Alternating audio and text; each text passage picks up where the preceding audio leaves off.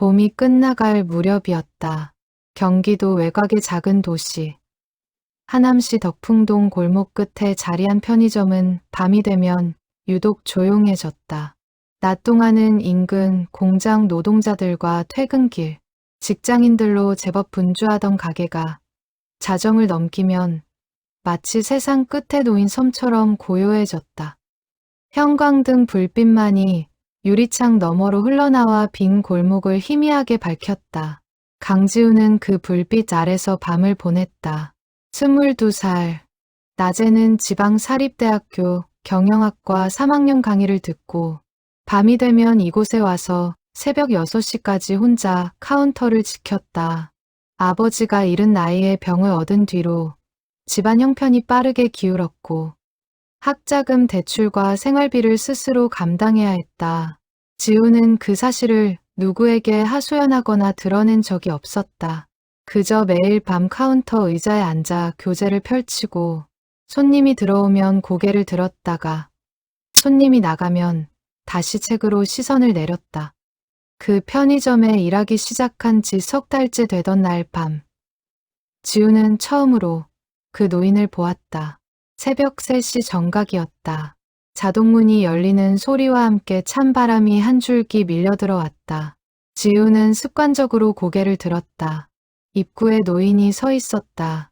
이른이 넘어 보이는 나이였다.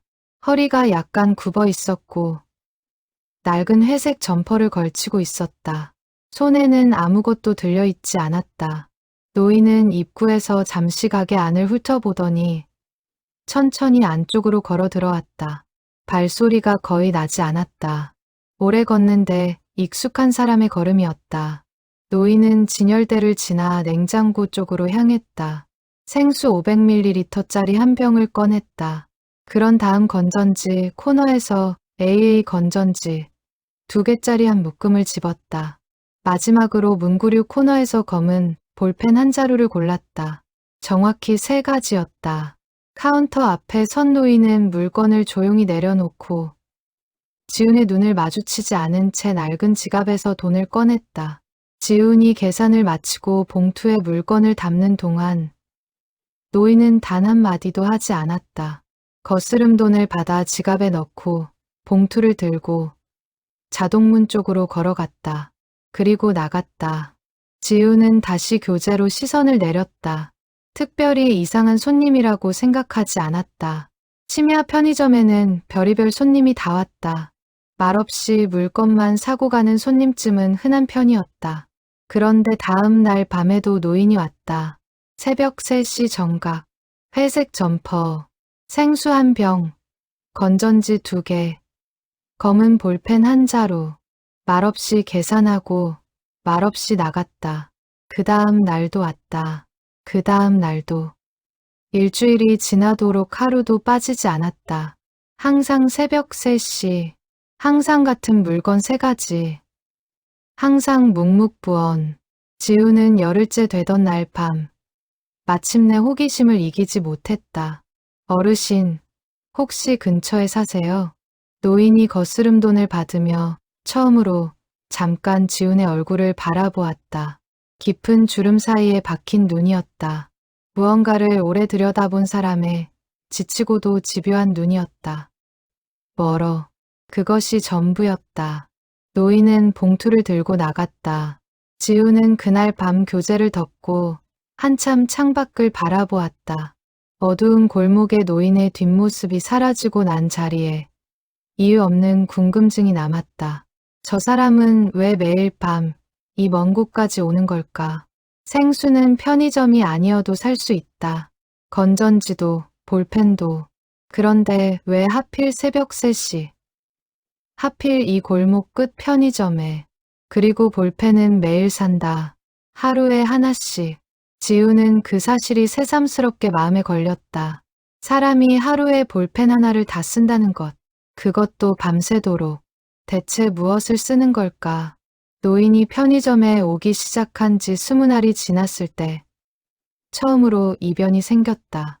그날도 새벽 3시였다. 노인은 언제나처럼 들어와 같은 물건을 짚고 카운터 앞에 섰다.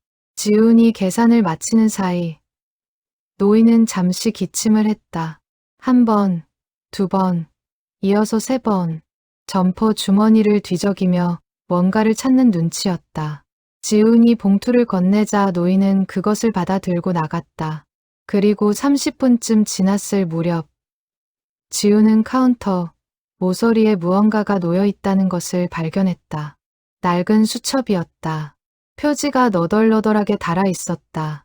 원래 무슨 색이었는지 알 수 없을 만큼 바랜 갈색이었고 가장자리는 오래 손에 쥐어온 탓에때가 깊이 베어 있었다. 고무줄로 둘러 묶여 있었는데 그 고무줄조차 탄성을 잃고 축 늘어져 있었다.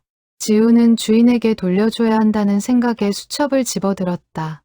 그러다 무심코 손가락이 고무줄을 풀었다. 그러면 안 된다는 것을 알면서도 손이 먼저 움직였다. 표지를 넘기자 빼곡한 글씨가 눈에 쏟아졌다. 매우 작은 글씨였다. 줄과 줄 사이의 간격도 거의 없었다. 한 페이지에 최대한 많은 것을 담으려 한 사람의 글씨였다. 날짜가 적혀 있었다. 1974년 3월부터 시작되어 있었다. 거의 50년 전이었다. 지훈의 손이 천천히 페이지를 넘겼다. 수첩 안에는 세 가지가 교차하며 기록되어 있었다. 첫 번째는 신문 기사를 옮겨 적은 듯한 내용들이었다. 짧고 건조한 문장들로 어떤 사건의 개요를 적어둔 것이었다. 두 번째는 누군가와 나눈 대화를 받아 적은 내용들이었다. 날짜와 장소, 이름 이니셜, 그리고 그들이 한 말. 세 번째는 손으로 그린 지도와 도표였다. 어느 마을의 구조를 그린 것으로 보였고 몇몇 장소에 동그라미와 별표가 쳐져 있었다. 그리고 맨 뒤쪽 페이지들 사이에 사진 한 장이 끼워져 있었다. 작은 흑백 사진이었다. 모서리가 구겨져 있었고 윗부분에는 이미 노랗게 변색이 진행되고 있었다. 사진 속에는 한 젊은 여자가 찍혀 있었다. 웃고 있었다.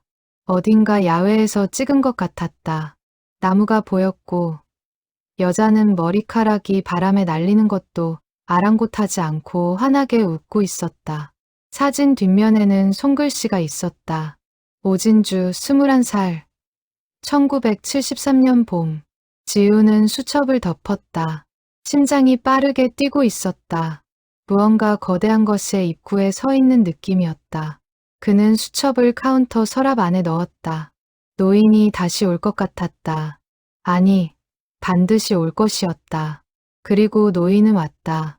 새벽 4시가 넘어서였다. 자동문이 열리고 노인이 들어왔다. 오늘은 평소보다 빠르게 걸었다. 눈빛이 달랐다. 무언가를 잃어버린 사람의 눈이었다. 혹시 뭔가 두고 가신 거 있으세요? 지훈이 서랍을 열며 물었다. 노인의 시선이 서랍 안의 수첩에 꽂혔다. 그리고 천천히 눈을 감았다가 떴다. 안도와 두려움이 동시에 담긴 표정이었다. 노인이 수첩을 받아들었다. 잠시 아무 말이 없었다. 봤어? 목소리가 낮았다. 비난도 분노도 아니었다. 그냥 담담한 질문이었다. 지훈은 거짓말을 하지 않았다. 사진을 봤습니다. 오진주 씨라고 적혀 있었어요. 노인이 카운터 모서리를 손으로 짚었다. 손이 약간 떨리고 있었다. 긴 침묵이 흘렀다. 형광등이 미세하게 깜빡였다.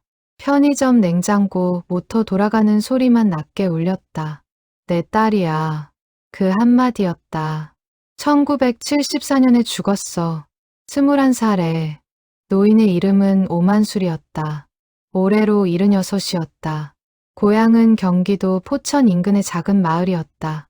젊은 시절엔 그 마을에서 작은 논밭을 일구며 살았고 슬아의 외동딸 진주가 있었다. 아내는 진주가 15살 때 병으로 먼저 세상을 떠났다. 이후 만술은 딸 하나만을 바라보며 살았다.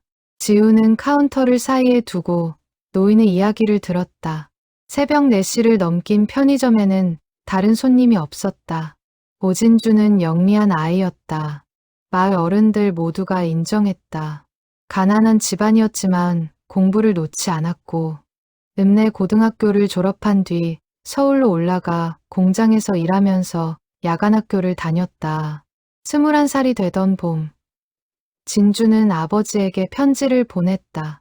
이제 조금 안정이 됐으니 곧 고향에 내려가겠다고, 좋은 소식이 있다고, 기다려달라고. 만술은 그 편지를 받고 처음으로 울었다. 기쁨의 눈물이었다. 그런데 그 편지가 오고 열흘 뒤 경찰이 마을에 찾아왔다. 진주가 죽었다고 했다. 서울 외곽의 어느 공사장 인근 공터에서 발견되었다고 했다.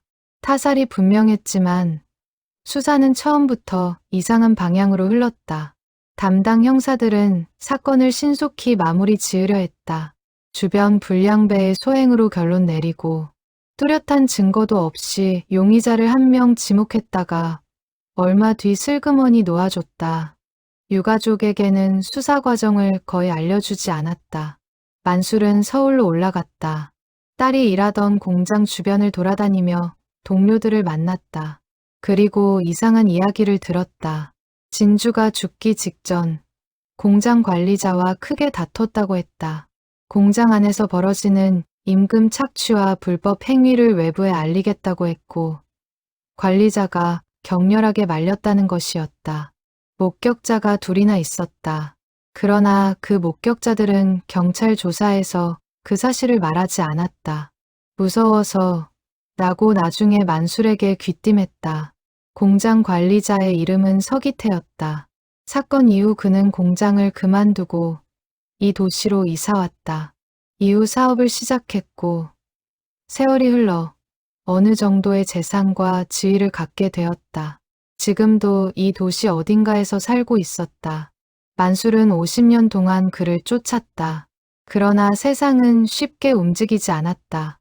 당시 기록들은 불완전했고 목격자들은 나이가 들어 하나씩 세상을 떠났다. 경찰에 재수사를 요청했지만 공소시효가 지났다는 이유로 번번이 거절당했다. 변호사를 찾아갔지만 증거가 없으면 할 수 있는 것이 없다고 했다. 그렇게도 만술은 멈추지 않았다. 수첩의 기록을 이어갔다. 아는 사람들을 통해 서기태의 동선을 파악했다. 목격자의 증언을 다시 받으러 전국을 돌아다녔다. 그리고 최근 결정적인 단서를 발견했다.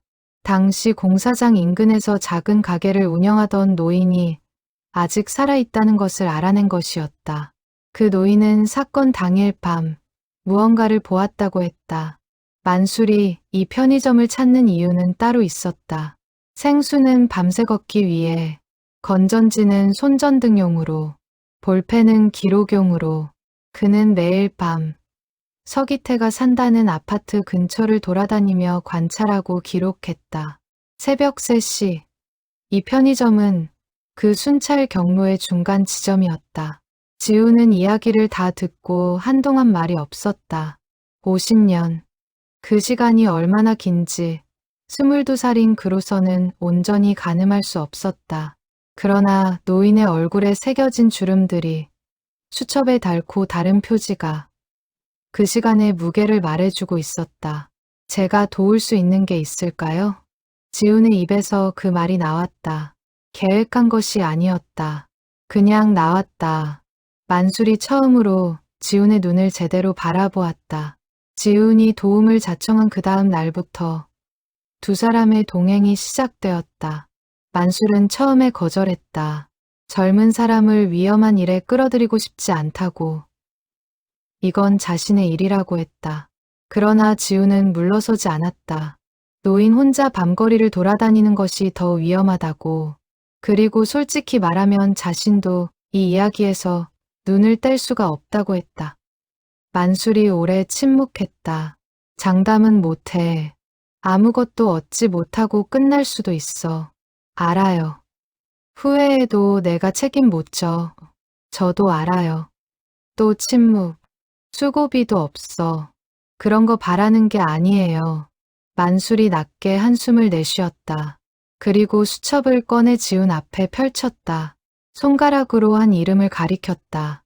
박노원, 73살, 지금 성남 쪽에 살아. 1974년 당시 공사장 옆 철물점 주인이었어. 그날 밤 뭔가를 봤다고 했는데 우리한테는 말을 안 했어. 무서웠다는 거야. 지금도 그럴 수 있어.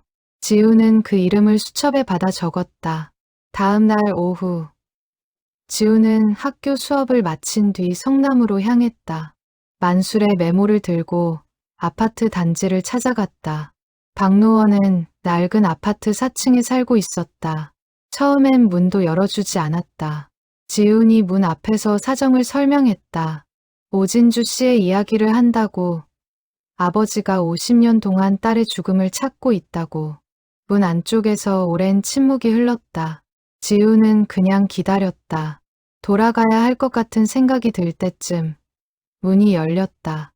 박노원은 깡마른 노인이었다. 눈에 경계심이 역력했다. 지훈을 거실로 들이면서도 내내 조심스러운 눈으로 훑었다. 오만술 씨가 보낸 거야? 네, 그분 도와드리고 있어요. 그 양반 아직도 포기를 안 했구먼. 박노원은 창가로 걸어가 바깥을 내다보았다. 오래된 습관처럼 보이는 행동이었다. 그날 밤에 봤어. 지훈이 숨을 참았다. 공사장 쪽 골목에서 두 사람이 있었어. 한 사람은 젊은 여자였고 한 사람은 중년 남자였어. 여자가 소리를 질렀어. 크게. 그런데 그 남자가 여자의 팔을 잡아 끌었고 그 다음에는 더 이상 소리가 안 들렸어. 남자의 얼굴을 보셨나요? 어두웠어. 그런데 박노원이 잠시 멈췄다. 그 남자 손에 뭔가 들려 있었어. 불빛에 반짝였거든. 그리고 그 남자 왼쪽 손목에 특이한 게 있었어. 파란 문신. 단 모양이었어. 흔하지 않은 거야. 그 시절에는 지훈의 손이 빠르게 움직였다. 수첩에 받아 적었다. 박노원은 왜 그때 말하지 않았느냐는 질문에 고개를 떨궜다. 당시 그 관리자는 뒷배가 있다는 소문이 돌았다. 경찰 쪽에 아는 사람이 있다는 얘기도 들었다. 혼자 사는 늙은 철물점 주인이 나설 수 있는 상황이 아니었다. 그 사실이 50년 동안 자신을 짓눌렀다고 했다. 이제는 말해도 되는 거야? 박노원이 지훈을 바라보았다. 네, 이제는 괜찮아요. 그 말에 박노원의 눈가에 무언가가 맺혔다. 오래된 것이 천천히 녹아내리는 것 같은 표정이었다. 박노원의 증언을 들고 돌아온 지훈에게 만술은 수첩을 다시 펼쳤다. 단 모양 문신. 만술의 목소리가 낮게 가라앉았다. 알아. 서기태 왼쪽 손목에 그게 있어. 내가 수십 년 전에 확인한 거야. 당시엔 증거가 없어서 아무 소용이 없었는데 두 사람은 이제 같은 테이블에 앉아 이야기를 나누는 사이가 되었다. 편의점 야간 근무가 끝난 새벽. 지우는 종종 만술이 머무는 여인숙 근처 스문의 시간 국밥집에서 그를 만났다. 만술은 항상 한 그릇을 다 먹지 못하고 남겼다. 그런데 문제가 있어. 만술이 수첩의 다른 페이지를 펼쳤다. 당시 또 다른 목격자가 있었어. 여자야. 그날 밤 공사장 반대편 골목에 있었던 사람인데 경찰 조사에서 아무것도 못 봤다고 했어. 그런데 나중에 전해 들으니까 그 사람이 실제로는 뭔가를 봤다는 거야. 그런데 이 사람을 찾아가면 입을 다물어. 벌써 3번 찾아갔어. 아무것도 없다는 말만 반복해. 왜 그럴까요? 서기태랑 연결된 사람인지도 몰라. 아니면 진짜로 무서운 건지도. 지우는 그 인물에 관한 메모를 살펴보았다. 이름은 문순이. 지금은 7순이 넘은 나이로 인천에서 조용히 살고 있다고 했다. 자녀들과도 연락을 거의 하지 않는 은둔에 가까운 생활이었다. 제가 한번 가볼게요. 만술이 고개를 저었다. 이미 3번이나 거절했어. 또 가봐야 마찬가지야. 만술 어르신이 가신 게 아니라 제가 가는 거잖아요. 지훈이 조용히 말했다. 저는 오진주 씨 아버지가 아니에요. 모르는 청년이에요. 다르게 받아들일 수도 있어요. 만술이 오래 생각했다. 이틀 뒤 지훈은 인천 부평의 작은 주택가를 찾아갔다. 문순이의 집은 골목 안쪽에 있었다. 낮은 담장에 오래된 장독대가 줄지어 있었다. 지훈이 초인종을 눌렀다. 한참 기다린 끝에 노파가 나왔다. 뭐야? 경계심이 가득한 얼굴이었다. 지훈은 준비한 말을 꺼내지 않았다. 대신 솔직하게 말했다. 저는 오진주 씨 아버지 오만술 어르신을 도와드리고 있는 강지훈이라고 합니다. 편의점 아르바이트생이에요. 어르신이 50년 동안 혼자 이 길을 걸어오셨는데 이제 연세도 많으시고 남은 시간이 많지 않을 것 같아서요. 문순이가 굳은 표정으로 서 있었다. 어르신도 그날 밤 이후로 편하게 사신 건 아닐 것 같다는 생각이 들었어요. 50년 동안 뭔가를 안고 사셨을 것 같아서요. 침묵. 저는 강요하러 온 게 아닙니다. 그냥 그 말씀을 드리고 싶었어요. 지훈이 돌아서려 했다. 그때 문순이의 목소리가 들렸다. 들어와. 문순이의 부엌은 작고 낡았다. 오래된 주전자에서 보리차가 끓고 있었다. 그녀는 한동안 말이 없었다. 지훈도 재촉하지 않았다. 그저 따뜻한 차를 두 손으로 감싸쥐고 기다렸다. 나는 그날 밤 골목에서 쉬고 있었어. 문순이가 천천히 입을 열었다. 그쪽 공장에서 일했거든. 야간조 마치고 집에 가는 길이었어. 피곤해서 담벼락에 기대서 잠깐 숨을 돌리고 있었는데 맞은편 골목에서 소리가 났어. 여자 목소리였어. 놀라서 봤는데 그녀가 찻잔을 내려놓았다. 남자가 보였어. 여자를 잡고 있었어. 그 남자 얼굴을 나는 알았어. 그 공장 관리자였거든. 서기태라고. 지훈의 심장이 내려앉는 것 같았다. 직접 봤어요? 얼굴을요? 응. 골목 초입에 가로등이 있었어. 그게 비쳤어. 그럼 왜? 경찰이 나한테 왔을 때 문순이의 손이 떨렸다. 그 형사가 나한테 그러더라고. 당신이 본 건 착각일 거라고. 그 시간에 여기서 뭘 봤겠냐고. 그러면서 내 이름이 조서에 올라가면 나중에 귀찮아질 수 있다고. 그리고 그녀가 깊은 숨을 들이쉬었다. 그 다음 날 서기태 부하 중 하나가 우리 집 앞에 와 있었어. 아무 말도 안 했어. 그냥 서 있었어. 근데 알았어. 무슨 뜻인지. 지우는 손가락이 굳는 것을 느꼈다. 경찰이 사건을 은폐하는 데 관여했다는 것. 문순이가 입을 닫아야 했던 이유가 두려움만이 아니었다는 것. 누군가 조직적으로 진실을 막았다는 것. 그 형사 이름을 기억하세요? 문순이가 고개를 끄덕였다. 잊어버리려고 해도 잊히지가 않아. 정두환. 그 형사 이름이 정두환이었어. 집으로 돌아오는 버스 안에서 지우는 수첩에 두 가지를 적었다. 서기태, 왼쪽 손목담 문신 박노원 목격. 서기태, 피해자와 현장에서 목격 문순이 직접 확인. 정두환 형사 증인 압박. 수사 방해 의혹. 버스 창밖으로 저녁 도시가 흘러갔다. 지우는 그 불빛들을 바라보면서 생각했다. 50년이라는 시간 동안 이 진실은 얼마나 깊이 묻혀 있었던 걸까? 그리고 만술 어르신은 그 모든 것을 알면서도 어떻게 버텼을까? 만술에게 문순이의 증언을 전하던 날 밤. 노인은 처음으로 눈물을 흘렸다. 소리 없는 울음이었다. 그냥 눈에서 물이 흘렀다. 닦지도 않았다. 지우는 맞은편에 앉아 말없이 그 모습을 바라보았다. 국밥집 창밖으로 새벽비가 내리기 시작했다. 만술이 한참 만에 입을 열었다. 진주가 그날 왜 그 사람과 싸웠는지 알아? 지훈이 고개를 저었다. 그 공장에서 어린 여공들한테 초과 노동을 강요하고 임금을 빼돌린 거야. 진주가 그걸 바깥에 알리려고 했어. 동료들이 말렸어. 서기태가 어떤 사람인지 알고들 있었거든. 근데 진주는 안 들었어. 그게 내 딸이었어.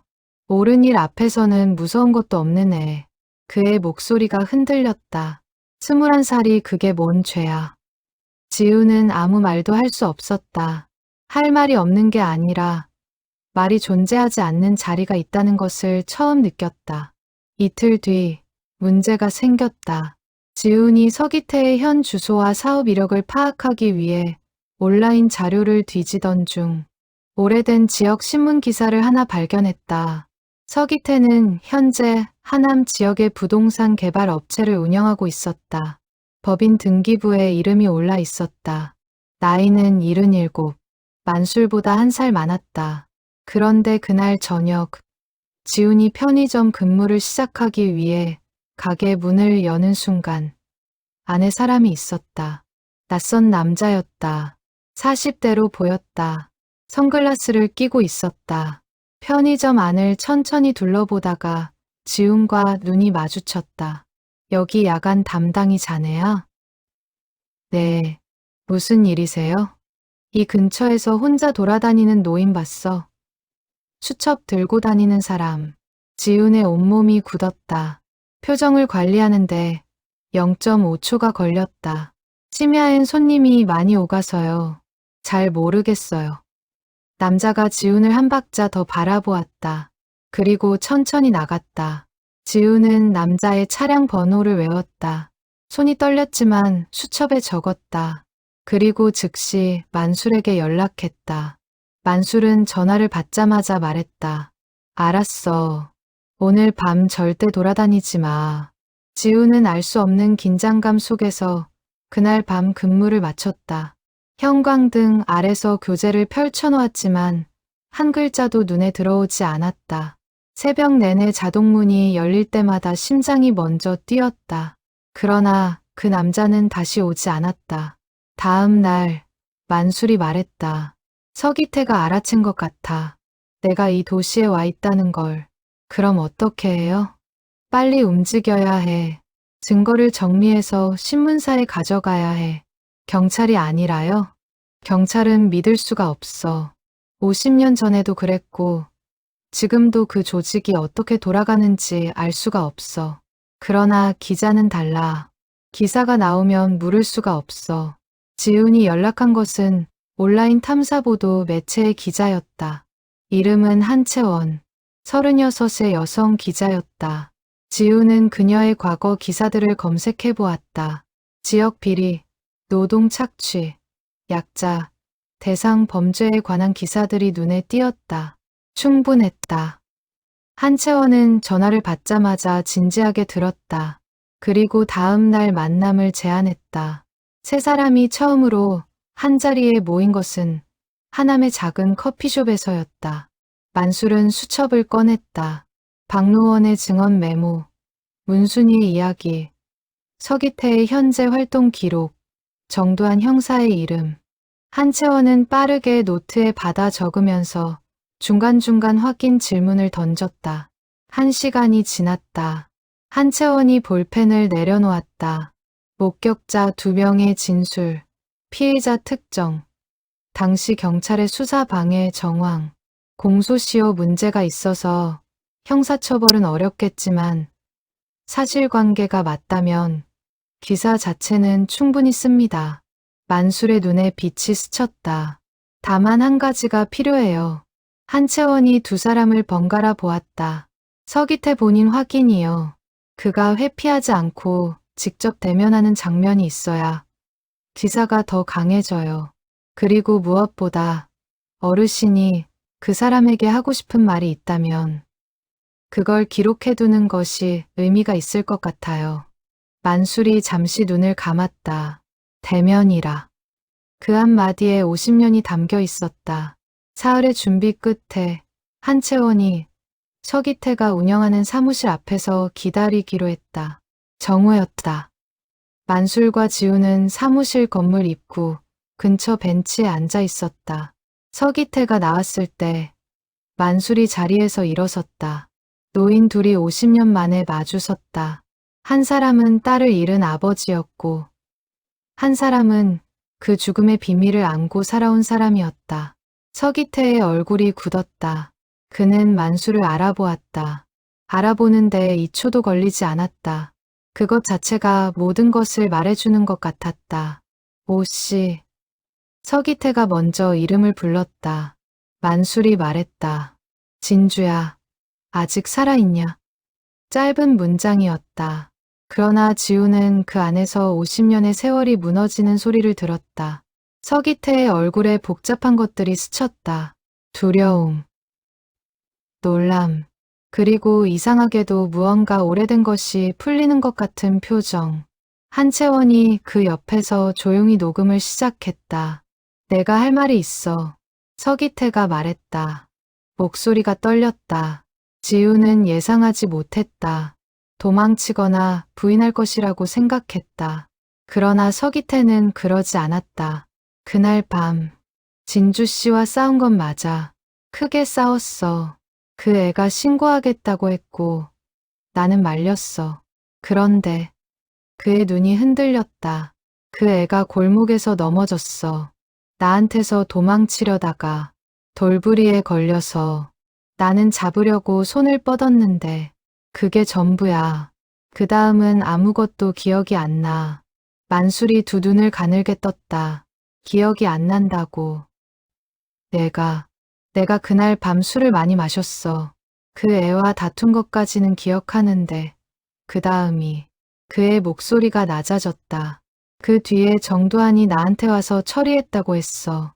내가 아무것도 묻지 않으면 된다고. 나는 도망쳤어. 한채원이 조용히 받아 적었다. 진주 씨가 어떻게 됐는지 알면서도 모른 척 했어요? 몰랐어. 나는 진짜로. 그날 아침에 신문을 보고서야 만술이 입술을 굳게 다물었다. 주먹이 떨렸다. 서기태가 고개를 숙였다. 오 씨, 나는 50년 동안 하루도 편한 날이 없었어. 그게 만술의 목소리가 낮고 느리게 나왔다. 그게 나한테 위로가 될 것 같아? 침묵. 내 딸은 21살에 죽었어. 그 애가 꿈꾸던 것들이 있었어. 해보지도 못한 것들이 있었어. 그게 50년 동안 내 가슴에 있어. 만술의 눈에서 눈물이 흘렀다. 그런데 당신은 살았잖아. 사업도 하고 늙기도 했어. 나쁜 꿈을 꿨다고 해도 살아 있었잖아. 그 말이 골목에 오래 머물렀다. 한채원이 조용히 서기태에게 물었다. 정두환 씨에 대해서 기록으로 남겨주실 수 있나요? 당신이 직접 들은 것들을. 서기태가 긴 시간 후에 고개를 끄덕였다. 할게. 이제는. 할게. 그것이 무너짐이었다. 50년 동안 세워두었던 것이 한 사람 앞에서 조용히 허물어지는 순간이었다. 기사는 열흘 뒤 나왔다. 한채원이 쓴 기사는 3개의 파트로 나뉘었다. 1974년 미해결 사건의 전말, 당시 경찰의 수사 방해 정황, 그리고 50년 만에 이루어진 두 노인의 대면. 기사는 빠르게 퍼졌다. 독자들의 반응은 뜨거웠다. 21살 젊은 여성의 죽음이 권력과 두려움 앞에서 얼마나 오래 묻혀 있었는지, 그리고 한 아버지가 얼마나 긴 시간을 홀로 걸었는지. 형사처벌은 이루어지지 않았다. 공소시효가 이미 지난 사건이었다. 그러나 서기태는 기사가 나온 뒤 사업체를 정리하겠다고 밝혔다. 그것이 사죄의 형태일 수 있는지는 알 수 없었다. 그러나 세상이 진실을 알게 되었다는 사실은 달라지지 않았다. 만술은 기사가 나온 날 밤 편의점에 왔다. 새벽 3시는 아니었다. 저녁 7시였다. 수첩도 생수도 건전지도 볼펜도 들지 않았다. 그냥 왔다. 지훈이 카운터에서 고개를 들었다. 만술이 가게 안을 한번 둘러보았다. 그리고 카운터 앞에 서서 말없이 지훈을 바라보았다. 지훈이 먼저 입을 열었다. 어르신, 이제 어떻게 하실 거예요? 만술이 천천히 웃었다. 지훈이 그 노인에게서 처음 보는 표정이었다. 오래되고 낡았지만 분명히 웃음이었다. 고향에 가야지. 포천요? 응, 진주 묻혀 있어. 거기. 오래 안 갔어. 이제 가야지. 지우는 카운터에서 나왔다. 그리고 만술 앞에 섰다. 어르신. 응, 제가 모셔다 드릴게요. 만술이 지훈을 바라보았다. 한참 바라보았다. 왜? 같이 가고 싶어서요. 또 오래된 침묵이 흘렀다. 냉장고 모터가 돌았다. 형광등이 조용히 빛났다. 만술이 고개를 끄덕였다. 이틀 뒤 아침, 두 사람은 지훈의 낡은 소형차를 타고 포천으로 향했다. 고속도로를 빠져나와 좁은 지방도로를 달리는 동안 만술은 창밖을 바라보았다. 봄이 오고 있었다. 연두색 잎들이 나무마다 돋아나기 시작했다. 공동묘지는 작은 마을 뒷산 중턱에 있었다. 오진주의 비석은 단출했다. 이름과 생물 연도만 새겨진 작은 돌이었다. 만술이 비석 앞에 쭈그려 앉았다. 한참 동안 아무 말이 없었다. 지우는 조금 떨어진 곳에 서서 기다렸다. 바람이 불었다. 산 아래에서 올라오는 봄바람이었다. 만술이 점퍼 주머니에서 무언가를 꺼냈다. 낡은 수첩이었다. 그는 수첩의 고무줄을 풀었다. 그리고 맨 뒤에 끼워져 있던 사진 한 장을 꺼냈다. 오진주 21살. 1973년 봄. 바람에 날리는 머리카락도 아랑곳하지 않고 환하게 웃고 있는 딸. 만술이 사진을 비석 앞에 놓았다. 그리고 낮은 목소리로 말했다. 진주야. 아버지야. 목소리가 떨렸다. 이제 다 됐다. 세상이 알게 됐어. 내가 왜 거기 있었는지. 내가 뭘 하려고 했는지. 세상이 알아. 바람이 다시 불었다. 사진이 살짝 흔들렸다가 제자리로 돌아왔다. 늦어서 미안해. 아버지가 좀 느렸어. 지우는 그 자리에 서서 눈을 감았다. 눈물이 났다. 왜 나는 우는 건가 생각했다. 진주는 내가 아는 사람이 아니다. 만술도 한 달 전에 처음 본 노인이다. 그런데 눈물이 났다. 어쩌면 그것이 답이었다. 모르는 사람의 아픔이 내 눈물이 될 수 있다는 것. 세상은 그렇게 연결되어 있다는 것. 만술이 천천히 일어섰다. 지훈이 옆으로 다가가 팔을 내밀었다. 만술이 그 팔을 잡았다. 두 사람은 나란히 산을 내려갔다. 노인과 청년, 76과 22, 50년의 무게를 조금 내려놓은 노인과 그 무게의 일부를 함께 들었던 청년. 봄이 그 뒤를 따랐다. 차 안으로 돌아온 만술은 한동안 창밖을 바라보았다. 그러다 지훈 쪽으로 고개를 돌렸다. 지훈아. 그 한마디가 달랐다. 처음으로 이름을 불렀다. 응? 고마워. 그것으로 충분했다. 지훈은 시동을 걸었다. 차가 천천히 마을길로 접어들었다. 라디오에서 조용한 음악이 흘러나왔다. 두 사람은 오랫동안 아무 말도 하지 않았다. 말이 없어도 괜찮은 사이가 된 것이다. 편의점 카운터 너머에서 시작된 어느 새벽의 인연이 이렇게 봄날 한 산 중턱에서 피어났다. 진실은 늦게라도 오고 연대는 뜻밖의 자리에서 시작된다. 그리고 사람은 혼자가 아닐 때 더 멀리 간다.